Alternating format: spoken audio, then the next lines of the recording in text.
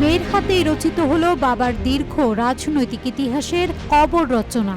একসময় যিনি জাতির পিতা হিসেবে সমাদৃত ছিলেন, আজ তার স্মৃতি থেকে একে একে মুছে যাচ্ছে রাষ্ট্রীয় সব স্বীকৃতি। শেখ হাসিনা ও তার বাবা শেখ মুজিবুর রহমান সহ পরিবারের সদস্যদের নামে নামকরণ করা ৮০৮টি রাষ্ট্রীয় স্থাপনার নাম বাতিল করেছে অন্তর্বর্তী সরকার।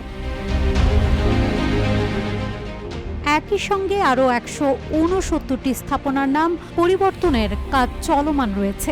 বিগত ১৬ বছরে আওয়ামী লীগ সরকারের সময়ে মোট ৯৭৭টি অবকাঠামো ও প্রতিষ্ঠানের নামকরণ করা হয়েছিল শেখ হাসিনা, তার পরিবারের সদস্য এবং আওয়ামী লীগের বিভিন্ন রাজনীতিবিদদের নামে।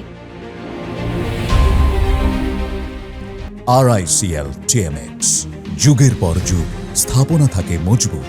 দেশ জুড়ে গুঞ্জন, বছরের পর বছর ধরে গড়ে তোলা সে সাম্রাজ্য আজ ভেঙে পড়ছে একে একে। আদালতের কাঠগড়ায় দাঁড়িয়ে এই পরিবারটি একে একে হারিয়ে ফেলছেন অর্জন, সম্মান, এমনকি নামের উপস্থিতিও।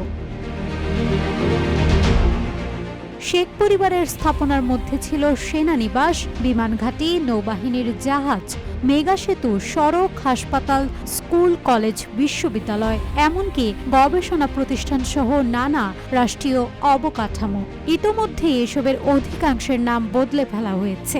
অবশিষ্ট অংশের ওপর চলছে পুনর্মূল্যায়ন ও পুনর্নামকরণের কাজ। বৃহস্পতিবার প্রধান উপদেষ্টার প্রেস উইং থেকে প্রকাশিত এক বিবৃতিতে জানানো হয়, এর মধ্যেই ৮০৮টি স্থাপনার নাম পরিবর্তন সম্পন্ন হয়েছে।